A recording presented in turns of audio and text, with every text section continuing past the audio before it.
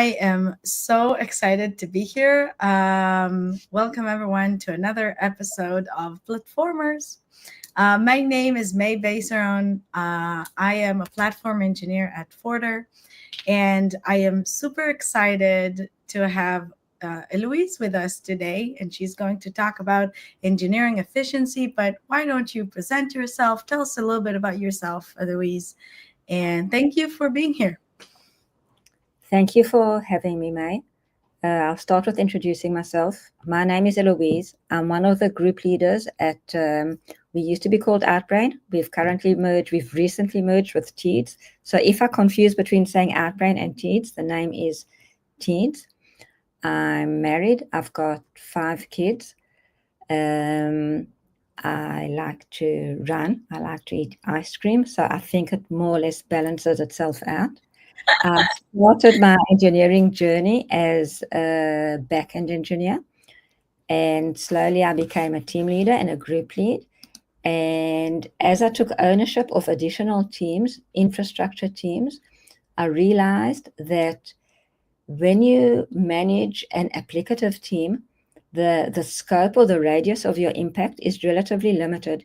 You can give excellent advice, your code review can be out of the world, but again, the limit of your impact is limited to the scope of your team. And if you really want to make an impact at scale, you have got to be in an infrastructure team, and you can change so many things across the entire engineering. So I moved over to be a group manager in Outbrain's cloud platform. And I would like to take you on our journey of how we reduced so many pains that I want to share it with you all. Okay, let's share your screen. There you go. So anyway, here I just want to show you, this is my family and our house. And the journey begins.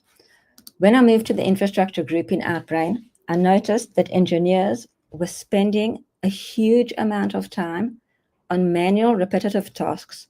I was on the receiving side of this when I was an applicative engineer, but I never realized the scale, the amount of time, the scheduling, things that they would do every single quarter manually. I noticed that engineers were getting so many off-hour alerts. Some of the teams had even defined that if an engineer is on call for this week, they have no issues on their board because the on-call takes up the entire work week. Our costs were increasing in an alarming way. Traditionally, Outbrain only had physical on-premise data centers that we managed. So cost was less of an issue. Once we started migrating to commercial clouds, cost obviously became a much larger issue, and it couldn't spiral out of control because we didn't want to wake up in the morning and see what was going on and get a slight heart attack, like where has all our money disappeared? And when we started deep diving into all the various areas of wasted manual work time, of money, of cloud costs, we realized that actually across the board, we didn't need an incredible technological solution. These weren't difficult technological problems that we were dealing with. It was actually our way of working. Something was basically wrong, or not wrong. It was good up to a certain period in time with our culture, and things had to change. Traditionally, engineers had ownership and responsibility for configuring all aspects of their deployments. We are deployed on Kubernetes. They would decide how many resources, how many CPUs, how many pods, if there is auto-scaling, if there isn't auto-scaling, what's the CPU target. They would make sure that when they create a new artifact, they would actually chase every single pod in every single deployment across all of our DCs to make sure that the new artifact had been rolled out to production. They would define alerts on their microservice level, and they didn't stop to think, is there a company impact? Are we losing revenue? Are we maybe consuming too many resources? Does it matter if I've got so few or a certain amount of errors and it's not meaningful? Do I really need to wake up at 3 o'clock in the morning for this? And Eventually, we came to the conclusion that what we have to do, the way we should meet these challenges, is actually by changing our culture. We need to redefine the boundaries of ownership. We need to define where the responsibilities start and responsibilities finish. It was like some kind of tug of war, or pulling the rope between the engineering teams, the applicative feature teams, and the infrastructure teams. Where do they hand over their responsibility? What they can release to us and rely on us to do for them. I'll give a few examples of areas that, again, they seem trivial, but the amount of wasted resources was accumulating over periods of time that it was unbelievable. As I mentioned, we are deployed over Kubernetes. All the applicative teams, each team has got their quota, their resources that their services and deployments can use. Initially, what we would do was every single quarter, the SREs would go and review with all the applicative team leaders. They'd say, this is your defined quota. This is your usage. Do you want to increase? Do you want to decrease? Do you think you are going to need much more next quarter? The team leads obviously would take some kind of security buffer over a safety buffer over another safety buffer. And they'd say, you know what? I might need 10% more, so let's take 30% more just in case. Let's make it 40% more. So first of all, this was a very tedious manual process.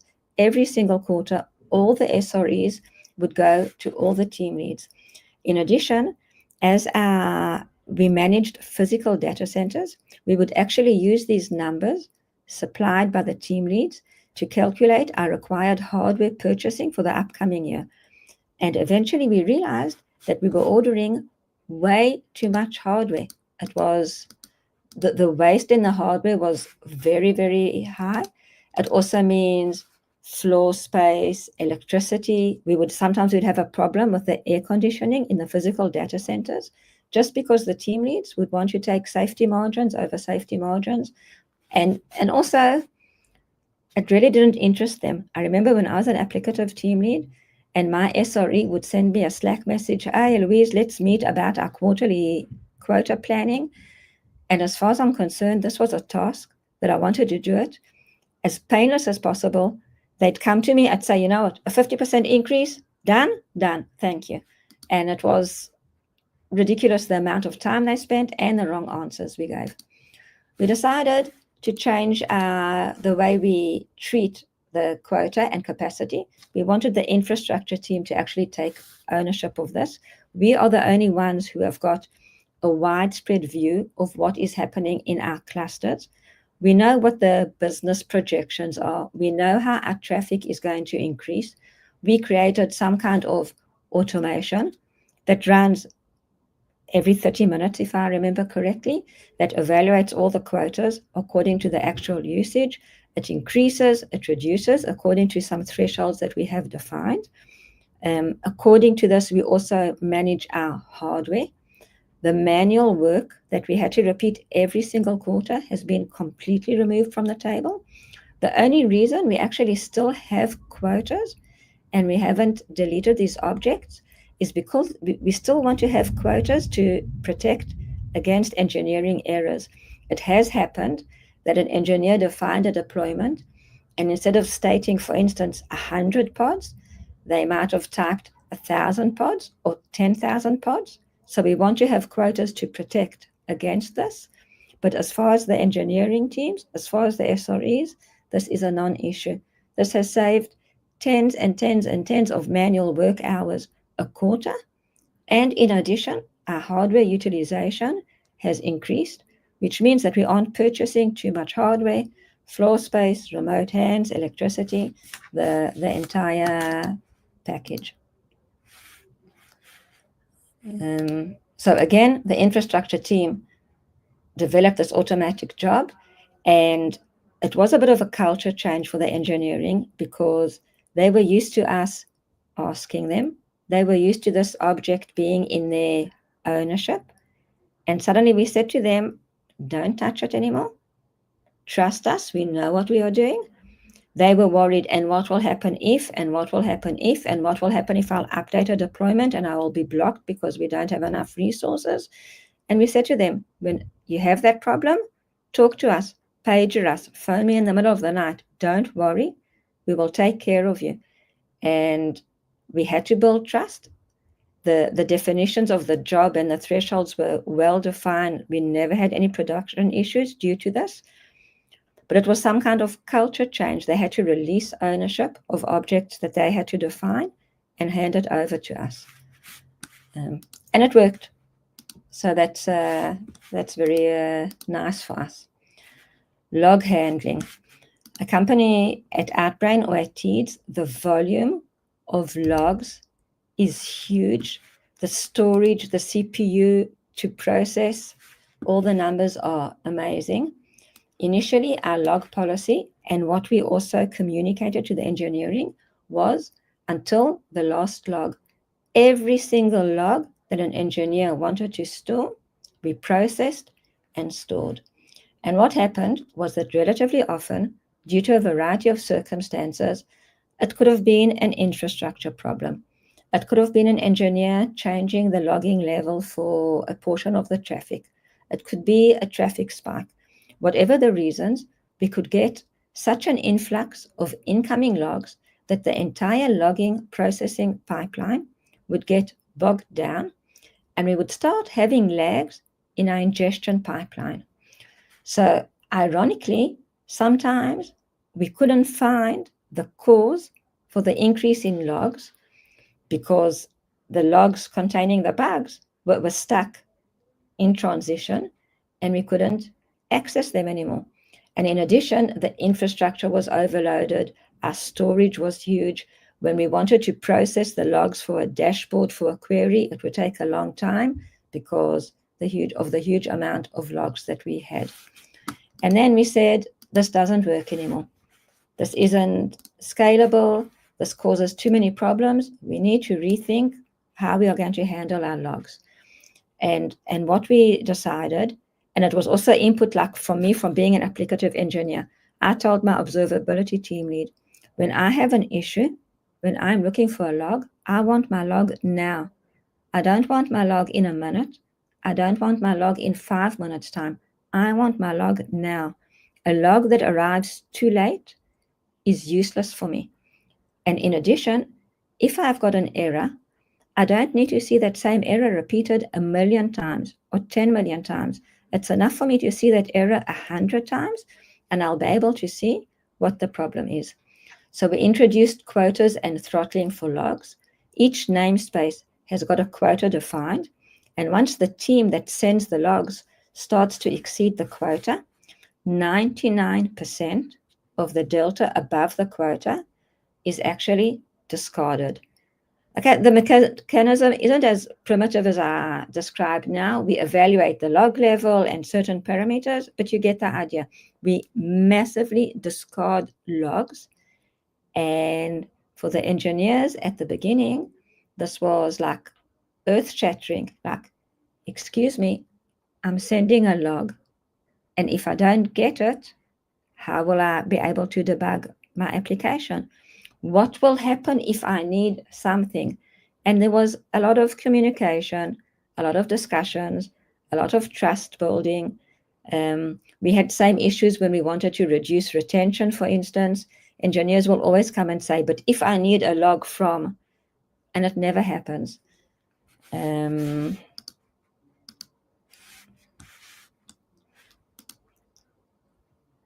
Once we introduced the log throttling, and also when we started discarding logs, the teams would get an alert.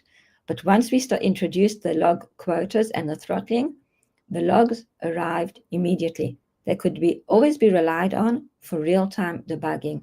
The second level gain was reduced storage, reduced CPU required to process the logs, required to ingest the logs. Sometimes when we wanted to load a dashboard or a widget or a query, because there was such a huge amount of logs, it would take forever to process the query. Suddenly things are immediate. Before, when we never had quotas, if one team caused a problem in the log ingestion pipeline, then all the teams would be affected. Now, if a team causes a problem, at least it is encapsulated within the quota of that team, and it doesn't affect all the other teams. So again, it took a while for the engineering to accept the fact that we don't have to store every single log that they send.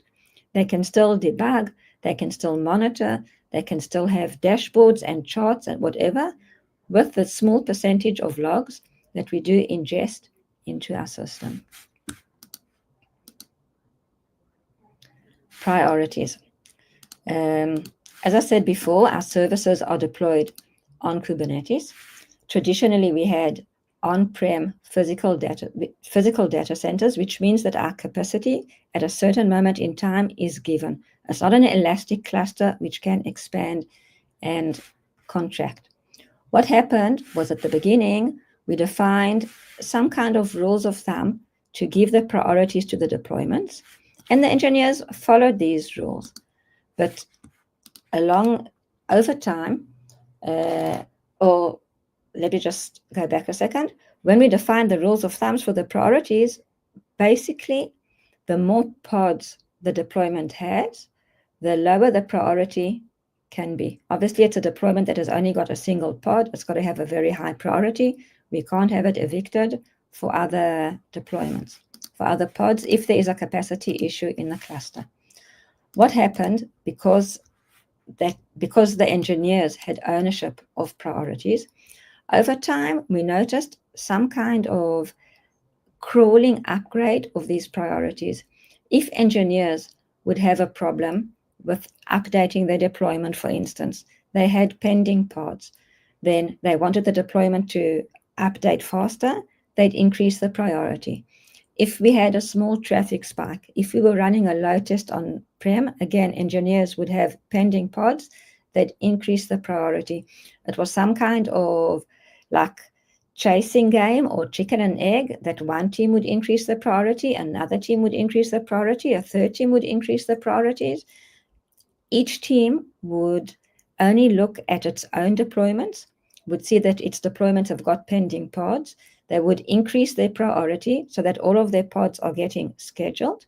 Because they couldn't see the wider picture, they didn't even notice that if their service was dependent on other services, by increasing the priority of their deployments, they would actually evict other deployments that they depend on. So basically, they would just cause this mad storm in the cluster until they'd say to someone from the infrastructure, look, we messed up. Can you please come and save us? What we decided to do, again, it took a long rollout, a lot of discussions. I'm sorry, I got lost here with my slides. We decided to take ownership of the priorities. We decided to split all of the deployments into two types: high priority or low priority. It's defined by the minimum number of replicas for a deployment. It is something that the infrastructure defines. The applicative engineers can't change it. Once all of the deployments have got the same priority managed by the infrastructure teams, we don't have the problem of one specific deployment causing shockwaves throughout our cluster. The team that manages the priorities, one of my teams, have got an overall view of the entire cluster, which is something that the other engineers or the applicative engineers usually wouldn't look at. They would see that their deployment has got some kind of pinpointed error, or they would think it's got an error, and they would think that the way to resolve it would be by increasing the priority. So this is something that our applicative engineers don't have to deal with anymore. So, but just before we move on, I'd like to ask you a quick question. It makes a lot of sense that the infra group took ownership of the priorities, but I wonder if there were other reasons for you to do that, because it's still, first of all, it's a big change, and it's a lot of responsibility to bring to the infra group. And other than, it's not just cultural change. Like I said, it's a lot of responsibility for the infra group. And you keep saying this important thing of how it's about trust. So why would you do that? Yeah, just like, what are other reasons? Were there other reasons? There were actually additional gains. As I said at the beginning, traditionally we had physical on-premise data centers. Our capacity was set. If there were problems with priorities, there were pending pods. You can't scale up a machine immediately. To scale up a machine means to order the server. It's got to arrive at the data center. The remote hands have got to install it, networking and everything. About 2 years ago, Outbrain or Teeds, let's call them us now, we started to branch out into commercial, into public clouds, into Azure. And at the beginning, we were working with regular on-demand or pay-go instances, and then reservation. I'll leave all the commercial details on the side. But at some stage, we realized that if we want to keep our costs under control, we have got to start running a portion of our workload on spots. Because working with spots is relatively a difficult concept, again, for the applicative engineers to adjust to, because they lack confidence that once they have a pod, it is here to stay. We decided that if we are making this big change in priorities, if we have high priority deployments and low priority deployments, which has got some kind of applicative meaning, because a high priority deployment cannot lose pods under any circumstances. A low priority deployment can lose pods. In addition, low priority deployments usually have many more pods. We decided that let's use this mechanism for something else, and we'll say low priority deployments can run on spots. So this is something that was completely obfuscated from the engineering. We don't want the applicative engineers, we don't want the words spots, reservation, on demand to be in their day-to-day discussions. It's something, for instance, if we are running in a physical data center, I wouldn't want them to know if we are running on one model of hardware or another model of hardware, or which physical rack the server is in. They should get the resources that their deployment needs. So the same way, if we are running in the public cloud, they should trust us. Their deployment will get the resources it needs. We will give them the stability we need for the overall stability of our systems. And it sounds a bit harsh to say it's none of their business, but I don't want it to cause confusion. I don't want every time that there's problems, they'll say, oh, obviously it's because we are running on spots. It's like in the background for them. So we actually use this priority mechanism for running on spots as well. So it was like a kind of a double gain. We developed it because of one problem. But once we developed it, we realized that managing the priorities high and low is good across all of our data centers, both physical and in the cloud. But there's a second level gain for the cloud, that we can use these priorities for running on spots. Target CPU optimization, utilization. Again, initially, engineers could decide if the deployments had auto-scaling, horizontal auto-scaling, or didn't have auto-scaling. If it did have horizontal auto-scaling, at what percentage should they put the target CPU utilization for the deployments to scale up? Because sometimes a little bit of knowledge is way more dangerous than no knowledge, we realized that every time engineers had a problem, again, not every time and not all engineers, and obviously they do their research and they know their work, but like their first response was, oh, you know what? Let's reduce the target CPU utilization so that the pods will scale up faster, and that will solve the problem. And we try to explain to them that by doing that, you are actually creating built-in waste and more built-in waste and more built-in waste. And it was some kind of trying to catch them the whole time. They updating it, we reducing it. They updating it, we reducing it. So we said, okay, this is another thing that we have got to take ownership of. We said, let's just take ownership of the target CPU utilization. The infrastructure team will define it across the board for all of the deployments, and it's a non-issue. If an engineer gets an alert, sometimes engineers would come and say, I don't know why my deployment has only got 5 pods. It should have 6. And then I would say, this isn't the language you're supposed to be talking, because if your deployment has got 5 pods of 6 CPU, it shouldn't matter to you if you have 6 pods of 5 CPU. Our contract, our discussion should be, are you getting the resources you need or not? And in addition, obviously, the low target CPU would create a huge amount of waste. So on-prem, it's one thing because it's pending pods, and that causes one problem. In the cloud, it's not pending pods. It's just more and more and more machines which aren't utilized. It's me waking up in the morning and seeing my cloud bill and becoming more and more and more stressed. And I don't want to become stressed because of waste. So we took ownership of the target CPU utilization. We actually set it to 120%. Engineers at the beginning, they would set it to 80%, to 70%. And we brainstormed and we said, no, let's set it to 120%, because there's always available CPU on the machines. The scheduler, it's like playing Tetris. The Kubernetes scheduler can't fit everything in exactly. There is always some waste. If there is available CPU on the machines, on the nodes, let the deployment or let the pods actually use this available CPU before they scale up another pod. And again, there was a lot of communication with the engineers. There was a lot of stress from their side. And what happens, and if and when, the questions that everyone always asks. Because we had built some kind of trust relationship over a long time, over all of these objects, configurations, or whatever you'd call it, that we took the responsibility from them, it was easier. But every time you've got to start the discussion from the beginning. Their concerns, we've got to address it. And this was a very nice win, because suddenly the solution was like a miracle. Reduces waste, reduces problems. It was a lovely solution.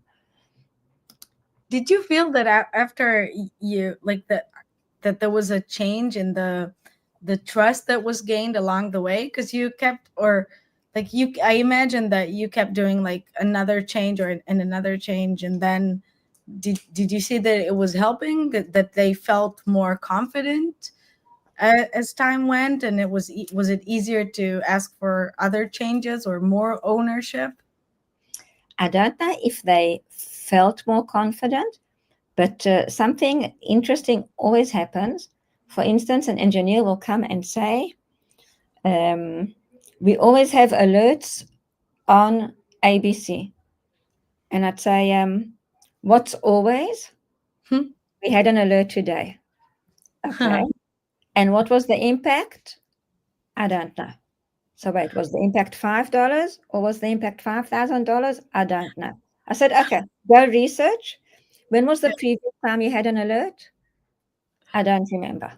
So when you say we always have, is it always because now you had an alert when you were going to eat lunch? Or is it 10 times a week?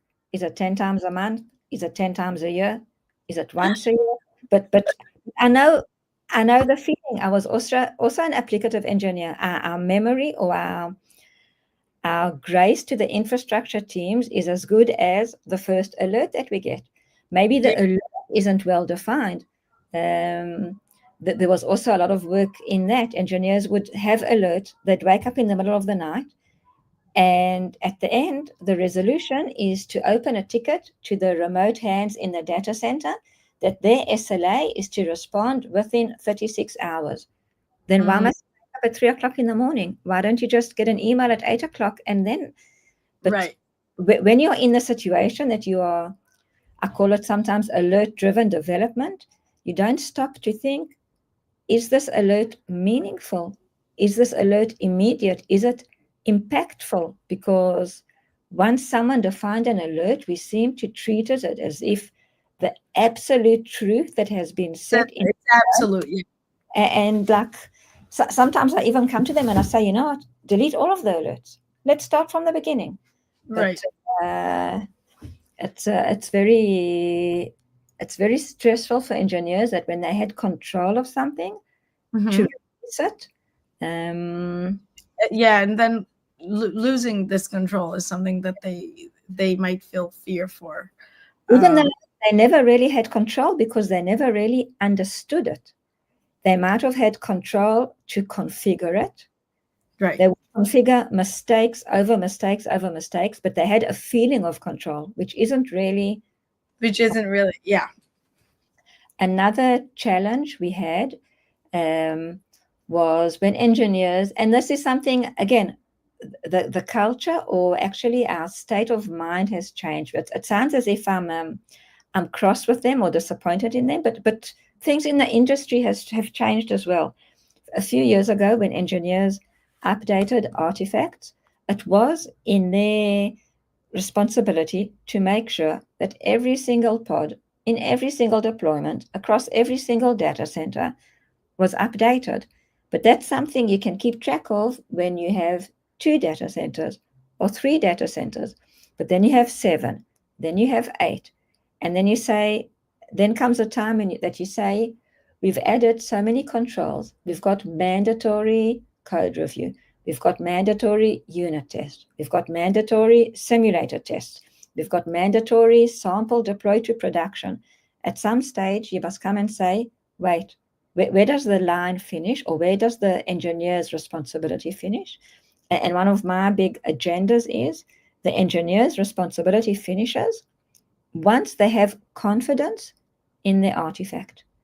If they have got confidence in the artifact and they have got trust in the platform group that eventually all of their deployments will be updated, and obviously that eventually isn't 2 weeks, but if that eventually is 4 hours or half an hour, it's meaningless, because what used to happen, the engineers would want to have ownership until the entire deployment is rolled out, and they wouldn't want to spend hours on that. So they'd say, how can we make this as short as possible? Let's configure the max update of the deployment to being very, very high. For instance, every time it updates, we roll out an update, let's increase the deployment by 50% of the pods, replace the artifact, another 50%, and within 2 steps, I've updated the deployment.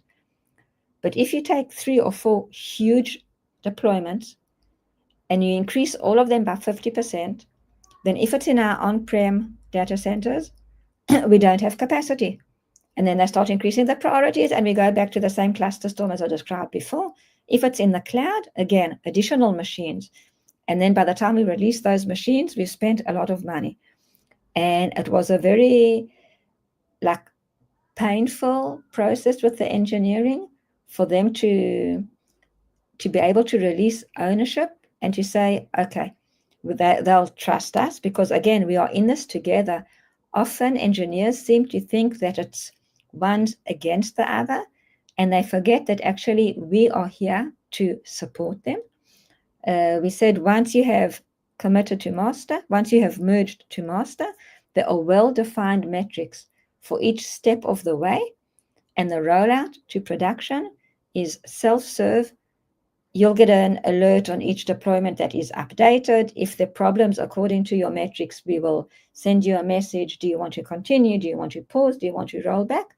But it's completely automatic, and we took ownership of that, and it's been amazing. It's reduced so many levels of stress and problems and time, wasted time, which is was a very good gain for us. So the things I have presented today are the quota management that used to be manual and take a lot of time. We now do it automatically.